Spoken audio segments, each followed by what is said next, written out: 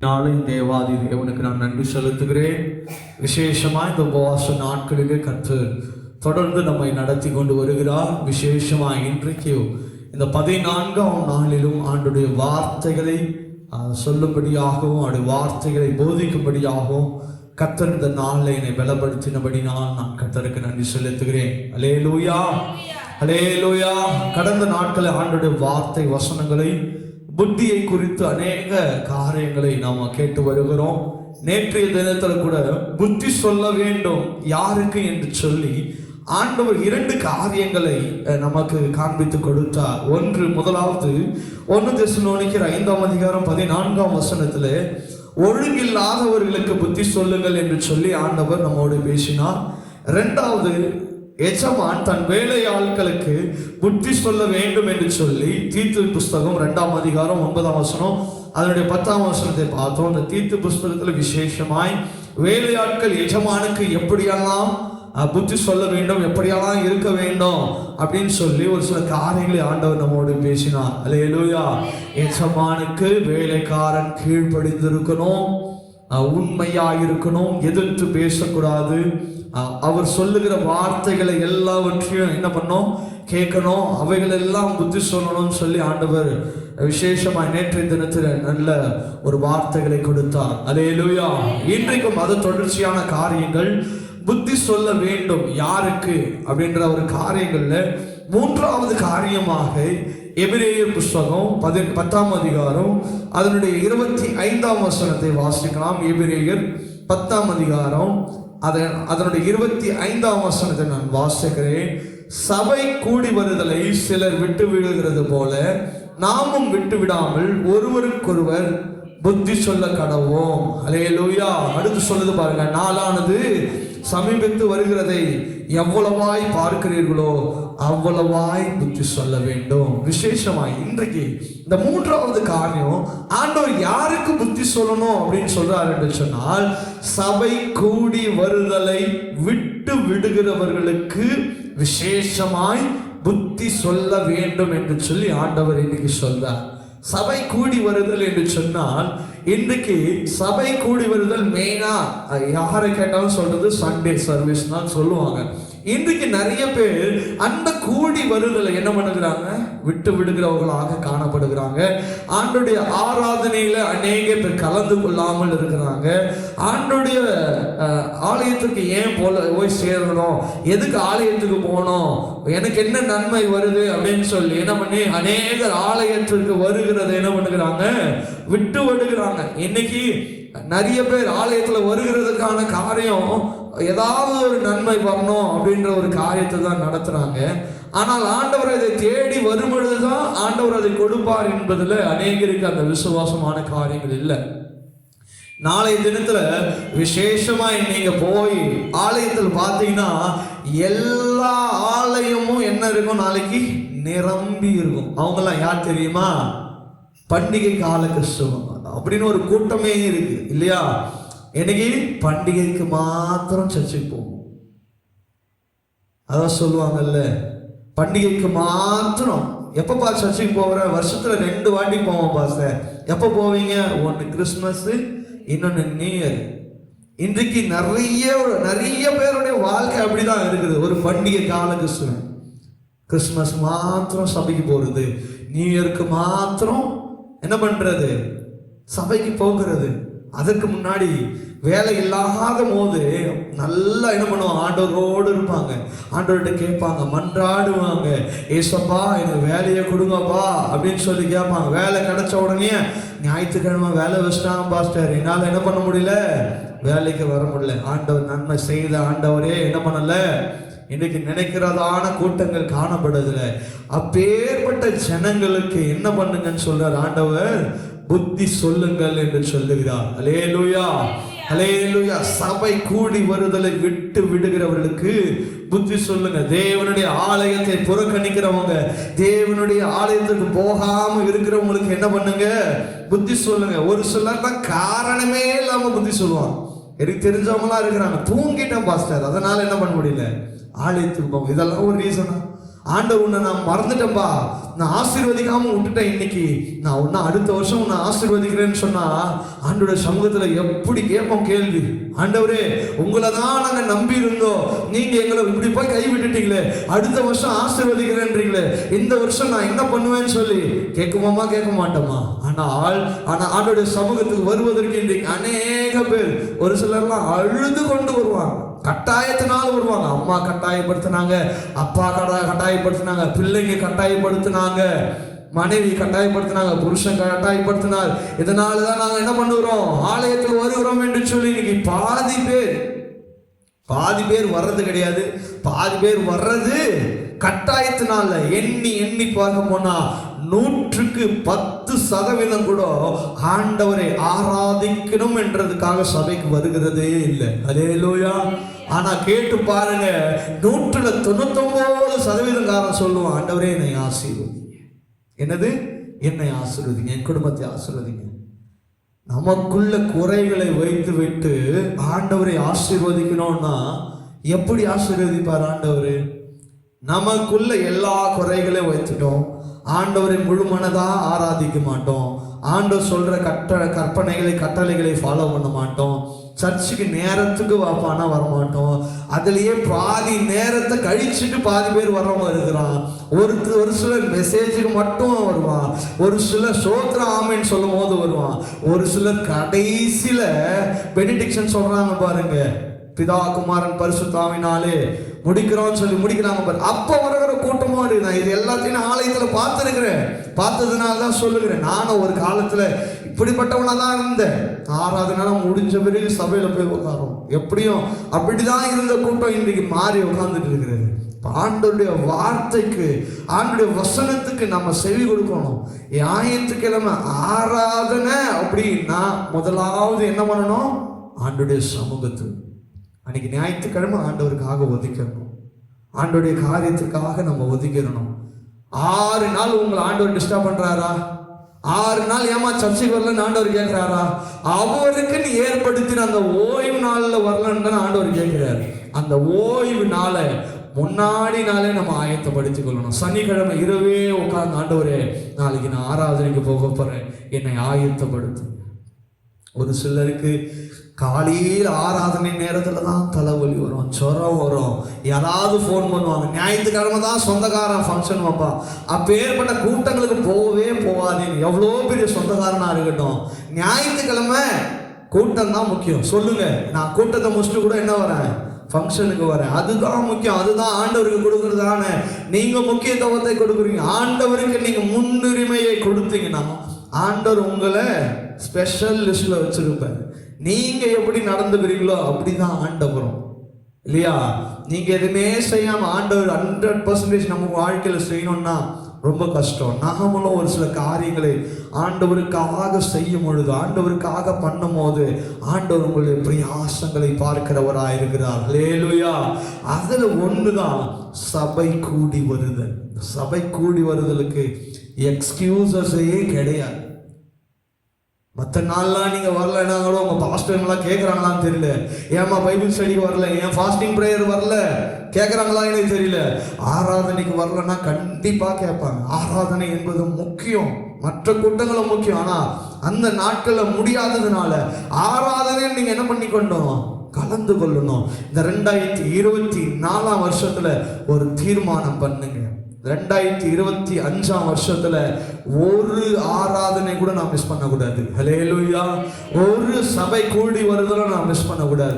முடிஞ்ச வரைக்கும் கம்பல்சரி 52 வாரமும் நான் என்ன பண்ணணும், சர்ச்சைக்கு போகணும். நீங்க போய் பாருங்க, நிச்சயமாகவே கர்த்தர் உங்களை ஆசீர்வதிக்கிறவராயிருப்பார். அந்த சபை கூடி வருதலை முதலாவது நாம கடைபிடிக்கணும், அடுத்தவங்களையும் கடைபிடிக்க வைக்கணும். உங்க பிள்ளைங்களுக்கு சொல்லுங்க, ஞாயிற்றுக்கிழமையில எந்த ப்ரோக்ராமோ என்ன காரியங்களோ எதுவா இருந்தாலும் செய்ய விடாது, ஆண்டவருக்கு முதலிடம் கொடுங்க, ஆண்டவருக்கு செய்ய விடுங்க. பழைய ஏற்பாட்டு காலத்துல என்ன வேலையும் செய்ய மாட்டாங்க, ஒரு காரியமா செய்ய மாட்டாங்க. முதலாவது அந்த ஓய்வு நாள் ஆண்டவருக்கு தான்.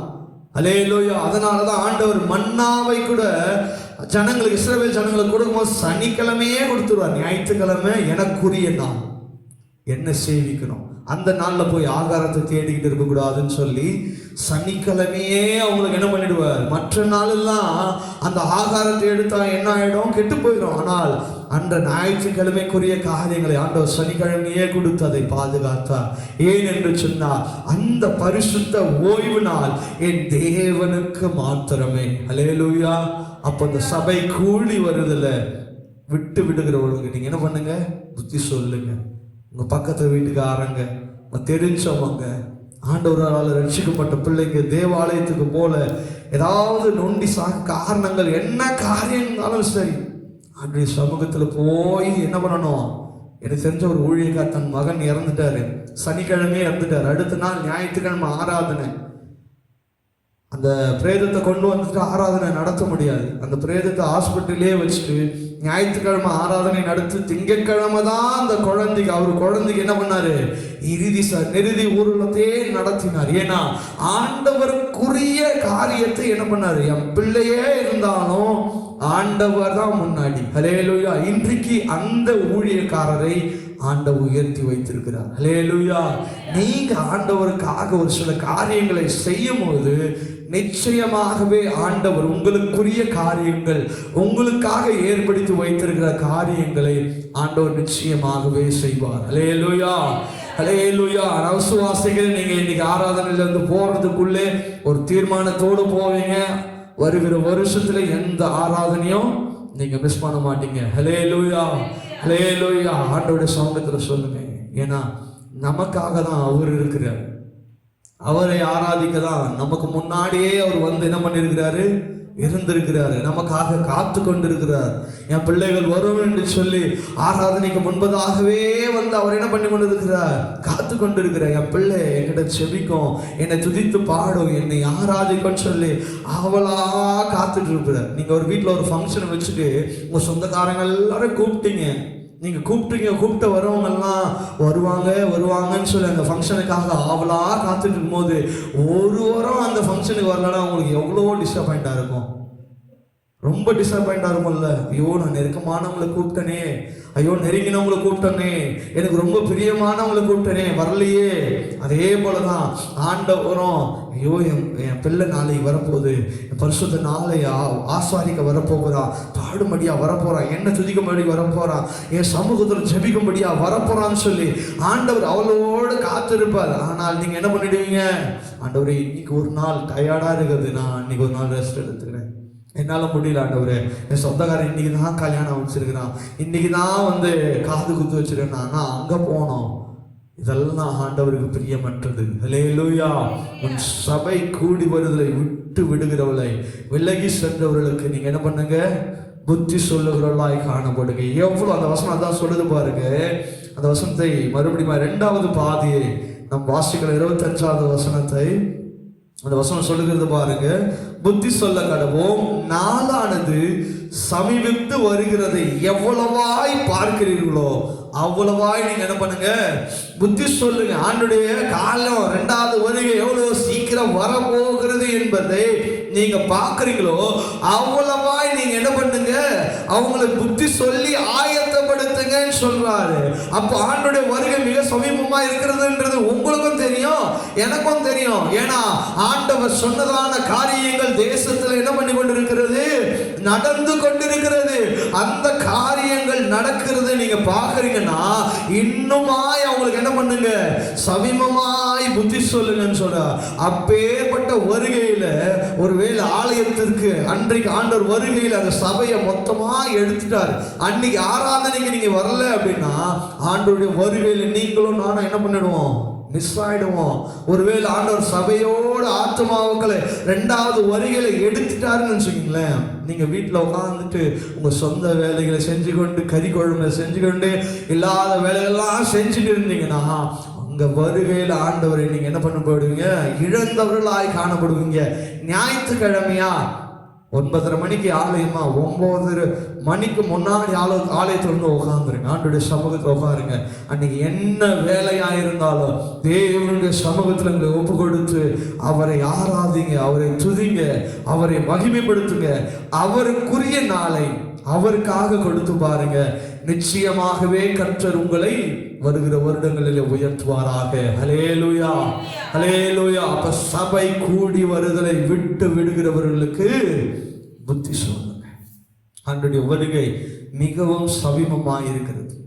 வருகை குறித்து பேச போனா எவ்வளோ பெரிய டாபிக் இல்லையா? எவ்வளோ பெரிய காரியங்கள் உலகத்துல என்னென்னமோ நடந்து கொண்டிருக்குது. ஆனா நமக்கு நாட்டு நடப்ப ஒண்ணுமே தெரியல. ஆண்டவர் சொன்னதான காரியங்கள் ஒவ்வொன்றும் திட்டமும் தெளிவுமாய் நடந்து கொண்டிருக்கிறது. ஒவ்வொன்றும் அவர் சொன்ன கடைசி கால வருகையின் அடையாளங்கள் தேசத்துல என்ன பண்ணி கொண்டிருக்கிறது? நடந்து கொண்டிருக்கிறது. அப்போ ஆண்டவருடைய வருகை மிக சமயமா இருக்கிறது. நேரத்துல நாம சபை கூடி வருதலை விடவே கூடாது. இந்த நேரத்துல தான் நம்ம ஆண்டவரை அதிகமாய் பிடித்து கொள்ளவர்களாய் காணப்படணும். அப்போ வருகையில ஆண்டவரை உறுதியாய் பிடித்து கொள்ள நம்ம அவரை தேடணும். அவரை தேடுகிறது தவிர வேற என்ன வழியும் நமக்கு கிடையவே கிடையாது. ஹல்லேலூயா, ஹல்லேலூயா, ஹல்லேலூயா. அப்ப சபை கூடி வருதலை விட்டு விடாதபடிக்கு நீங்களும் நானும் ஜாக்கிரதை உள்ளவர்களாக, மிக முக்கியமாய் எச்சரிக்கை உள்ளவர்களாய் காணப்படுவோம். ஹல்லேலூயா. நான்காவது காரியம், யாருக்கு புத்தி சொல்லணும்? ஒரு 2 பேப்பர் முன்னாடி திருப்புங்க. தீத்து 2ஆம் அதிகாரம் அதனுடைய 6ஆம் வசனத்தை வாசிக்கலாம். தீத்து 2ஆம் அதிகாரம் 6ஆம் வசனம். அப்படியே பாலிய புருஷரும் தெளிந்த புத்தி உள்ளவர்களாக இருக்கிறவர்களுக்கு நீங்க என்ன பண்ணுங்க? புத்தி சொல்லுங்க. நான்காவது காரியம், ஆங்கில பைபிள்ல நம்ம தமிழ்ல பாலிய புருஷர்கள்னு போட்டிருக்கு. ஆனா ஆங்கில புஸ்தகத்துல வாசித்தோம் என்று சொன்னால் NRSV பைபிள்ல சொல்லப்பட்டிருக்கிறது. நான் வாசிக்கிறது, நான் இந்த புஸ்தகத்துல வாசித்தோம் என்றால் யங் மேன், அதாவது வாலிபர்களை என்ன பண்ணுங்க? அவர்களுக்கு புத்திமானாய் நடந்து கொள்வதற்கு அவங்களுக்கு என்ன சொல்லுங்க? புத்தி சொல்லுங்க சொல்லுது. அப்ப வாலிப வயசுல என்னென்ன காரியங்களை நடந்து கொள்ளணுமோ அவங்களை அந்த காரியத்துல நடந்து கொள்ளும்படியா ஆண்டவர் புத்தி சொல்லுங்க சொல்றார். இப்ப வாலிப காரியத்துல பிள்ளைகள் ஆண்டவர் பாருங்க கருசினியா இருக்கிறார் வாலிப பிள்ளைங்க மேல. ஏன்னா வாலிப பிரயாயத்தில் தான் பிசாசு என்ன பண்ணுவான்? சோதனைகளை கொண்டு வருவான். எப்படியாவது இந்த வாலிப வயசுல ஆண்டவரை தேட விடாம தடுத்துட்டா அவன் என்ன பண்ணிடுவான்? வழி விலகி ஆண்டவரை தேடாம போயிடுவான். அதனால என்ன பண்ணு? அவனுக்கு புத்தி தெளிந்த புத்தி உள்ளவனா இருக்கணும். அவனுடைய புத்தி தெளிவில்லாம போயிட்டானா, அதாவது நம்ம வாசித்தோம் இல்லையா, எவனை விழுங்கலாமோ என்று சொல்லி பிசாசு கெர்ஜித்து கொண்டிருக்கிறான். அப்படி வாலிப பிள்ளைங்க தெளிவில்லாம புத்தி இல்லாம போயிட்டாங்கன்னா அவனை ஈஸியா என்ன பண்ணிட்டு போயிடுவான்? விழுங்கிட்டு போயிடுவான். அப்போ அந்த வாலிப அந்த புருஷர்களுக்கு என்ன பண்ணுங்க? பாலிய புருஷர்கள் என்று சொன்னா என்ன? வாலிப பிள்ளைகளுக்கு என்ன பண்ணுங்க? புத்தி சொல்லுங்க. தவறான பாதையில போறவங்களுக்கு, தம்பி நீ செய்யறது தப்புப்பா, நீ செய்கிறது தப்பு தம்பி, நீ செய்யறது தப்புப்பா, இவர்களை காரியங்களை நீ என்ன பண்ணு? செய்கிறது தவறு, இதுல இருந்து நீ என்ன பண்ணு? நீ மீண்டு வா அப்படின்னு சொல்லுவோம். உடனே நமக்கு சந்தோஷமாயிரும். ஐயோ, யங் மேனுக்கு தான் சொல்லியிருக்கிறார், யங் உமனுக்கு என்ன பண்ணல சொல்லல. வாலிப பெண்களுக்கெல்லாம் ஆண்டவர் சொல்லல இல்ல. ஆண்டவர் அப்படிதானே நினைக்கிறீங்க? எல்லாருக்கும் ஆண்டவர் சொல்லி வச்சிருக்கிறார். முதிர் வயது உள்ளவங்களுக்கு சொல்லி வச்சிருக்கிறாரு, நடுத்தர வயது உள்ளவர்களுக்கு சொல்லி வச்சிருக்கிறாரு, வாலிப ஸ்திரீகளுக்கு சொல்லி வச்சிருக்கிறாரு. எல்லாரையும் விட்டு வைக்கல ஆண்டவர். எல்லாருக்கும் இந்த தீத்து புஸ்தகம் 2ஆம் அதிகாரத்தை நீங்க வாசித்து பார்த்தீங்கன்னா யார் யாருக்கெல்லாம் புத்தி சொல்லணுமோ எல்லாருக்கும் ஆண்டவர் என்ன பண்ணி வச்சிருக்கிறாரு? புத்தி சொல்லி வச்சிருக்கிறார். முதல்ல ஆரம்பிக்கிறது எங்க ஆரம்பிக்கிறார்னா வாலிப பிள்ளைகளை ஆண்டவர் தொட சொல்றார். வாலிப பிள்ளைகளை கவனமா இருக்க சொல்றார். வாலிப பிள்ளைகள் கவனமா இருக்கணும், தெளிந்த புத்தி உள்ளவர்களா இருக்கணும். எப்படி தெளிந்த புத்தினா? ஒரு தண்ணீர் தெளிந்த தண்ணீரா இருக்கணும். அழுக்கான தண்ணி நம்ம குடிப்போமா? அழுக்கான தண்ணியை குடிப்போமா? டீயே அப்படியே எடுத்து குடிப்போமா? குடிக்க மாட்டோம். என்ன பண்ணுவோம்? வடிகட்டி ஃபில்டர் பண்ணி குடிக்கிறோம். ஏன்னா அதுல என்ன இருக்கு? வேஸ்ட் இருக்குது. அப்ப வேஸ்ட்ன்றதை தெரிஞ்சு நம்ம வடிகட்டும் பொழுது நம்முடைய வாழ்க்கையில பாவம்ன்றதை மாத்திரம் ஏன் ஈஸியா செய்யறோம்? ஏன்னா அந்த ஃபில்டர் பண்ற குணத்தை பிசாசு தடுக்கிறான். இந்த பாவமான காரியம். ஏன்னா ஒரு சின்ன காரியமே நமக்கு தெரியுது, டீ அப்படியே குடிக்க முடியாது, வடிகட்டி குடிக்கணும் அப்படின்றது தெரியுது. ஆனால் பாவத்தை மாத்திரம் ஏன் நம்ம இந்த வாலிப பிரயாயத்துல ஈஸியா செய்யறோம்னா, அந்த வாலிப பிரயாயத்துல என்ன பண்ணிடுவான், அந்த ஃபில்டர்ன்ற காரியத்தை மனதில் கொண்டு வர மாட்டான். ஆனா அதை செய்த பிறகு என்ன பண்ணுவான் பிசாசு, பாத்தியா நீ செஞ்சிட்ட சொல்லுவான் நம்ம கிட்ட. என்னது நீ செஞ்சுட்ட பாத்தியா, நீ பண்ணிட்ட பாத்தியா, நீ ஏசவாப்புலன்னு சொன்னீங்க, நீ செஞ்சியா, நீ பாத்தியா ஏசவாப்புல உன்னை காப்பாத்துவேன்னு சொன்ன, நீ பாத்தியா பாவம் செஞ்சுட்ட. அதனால நீ என்ன பண்ணாத, ஆலயத்துக்கு போவாத, தேவனை தேடாத, ஆண்டவரை துதிக்காத, ஆண்டவரை பாடாத, பைபிள் வாசிக்காத, இப்ப ஏற்பட்ட காரியங்களை சிந்தனைகளை சொல்லி சொல்லி சொல்லி என்ன பண்ணிடுவான், அப்படியே மடங்கடிச்சிடுவான். ஏன்னா அநேக போதகர்களையே தேவ பிள்ளைகளையே அப்படி நடத்தும் பொழுது வாலிப பிள்ளைகள் ஆண்டவருடைய ஞானம் தெளிந்து, அதுதான் சொல்ற, தெளிந்த புத்தி உள்ளவர்களாய் காணப்படணும், தெளிந்த புத்தி உள்ளவர்களாய் இருக்கணும். ஆண்டவர் அதுதான் சொல்றார், தெளிந்த உள்ளவர்களாய் காணப்படணும். தெளிவில்லாம போயிட்டோம்னா அவனுக்கு ஈஸியா போயிடும். உங்களை வீழ்த்துகிறது ஒரு ஈஸி. ஆயுதமே இல்லாம போய் அவங்க கிட்ட சண்டை போடுறத மாதிரி. ஆயுதம் இருந்தாலே ஒரு சில நேரத்தில் நம்மளால சண்டை போட முடியாது. இப்போ ஆயுதம் இல்லாமல் நீங்கள் எப்படி சண்டை போட முடியும்? இப்போ அந்த காரியத்தை தெரிந்த புத்தி எங்கேருந்து வரும்? ஆண்டோடைய சமூகத்திலிருந்து வரும், ஆண்டோடைய வேதத்திலிருந்து வரும், ஆண்டோடைய வசனத்திலிருந்து வரும், ஆண்டவர் மூலமாக வரும், செபிக்கும் போது வரும், வேதம் வாசிக்க வரும்போது, ஆண்டவர் துதிக்கும் போது வரும், ஆண்டவரை ஆராதிக்கும் போது தெளிந்த புத்தி வரணும், ஆண்டவரை தேடும் போது என்ன வரும், தெரிந்த புத்தி வரும். நீ எதையுமே செய்யாம நான் பிசாசை மேற்கொள்றேன் அப்படின்னு சொன்னா நிச்சயமா முடியவே முடியாது. தாவீது கோலியாத்தை முறியடிக்கும்படியாக வந்தான், எல்லாத்தையும் போட்டு விட்டாங்க. அவனுக்கு என்ன பண்ணுச்சு, எனக்கு இதெல்லாம் செட் ஆகாது, இதெல்லாம் என்னால ஒண்ணும் பண்ண முடியாது, என் கூட இருக்கிற ஆண்டவர் அதை எல்லாத்தையும் பார்த்து பாருன்னு சொல்லி ஒரே ஒரு கல்லை வச்சு அவன் வாழ்க்கையை முடிச்சிட்டான். அன்றைக்கு ஆண்டவர் அவனை தொட்டதுதான் அவனை அத்தோடு அவனை உயரத்துல கொண்டு போயிட்டார். ஹல்லேலூயா. அந்த தெளிந்த புத்தி வாலிப பிரயாயம் தான். அந்த சின்ன பையனா தான் இருந்தான். அந்த வாலிப வயசுல அவன் அந்த தெளிந்த புத்தி உள்ளவனா இருந்ததுனால கோலியாத்தை வீழ்த்த முடிந்தது. யோசேப்பு வாலிப பிரயாயத்துல பாவத்திற்கு விலகி ஓடினதுனால அவனை எகிப்துல ஒரு உயரத்துக்கு பாதையில கொண்டு போனார். எப்பொழுதெல்லாம் நீங்க நல்லா கவனிச்சு பாருங்க, எப்பெல்லாம் தெளிந்த புத்தி உள்ளவர்களாய், ஆண்டவரை நம்புகிறவர்களாய், ஆண்டவரை விசுவாசிக்கிறவர்களாய் காணப்படுகிற எல்லா பிள்ளைகளையும் வேதத்துல வாசித்து பார்த்தீங்கன்னா எல்லாரையும் ஆண்டவர் உயரத்துல தான் கொண்டு போவார். அப்ப நாம ஒரு உயரத்துல கொண்டு போகப்பட வேண்டும் என்று சொன்னால் நிச்சயமாகவே நீங்களும் நானும் தெளிந்த புத்திகளா இருக்கணும். அதனால நீங்க வாலிப பிள்ளைகளுக்கு தான் சொல்லியிருக்கிறாருன்னு நினைக்காதீங்க. எல்லாரும் தெளிந்த புத்திகளாய் வரும் காரியங்களை நீங்க வாசித்து பார்த்தீங்கன்னா ஒவ்வொருவருக்கும் ஆண்டவர் நிறைய காரியங்களை செய்திருக்கிறார். இன்றைக்கு 4வது காரியம், வாலிப பிள்ளைகளை கர்த்தர் தெளிந்த புத்தி உள்ளவர்களாய் மாற்றும்படியாய் அவர்களுக்கு புத்தி சொல்லும்படியாய் சொல்லியிருக்கிறார். 5வது காரியம், அதே அதிகாரம் 5ஆம் வசனத்தை வாசிக்கலாம். 2ஆம் அதிகாரம் 5ஆம் வசனம். கற்புள்ளவர்களோ, தரித்திருக்கிறவர்களோ, நல்லவர்களோ, கீழ்ப்படுகிறவர்களுமாய் இருக்கும்படி அவர்களுக்கு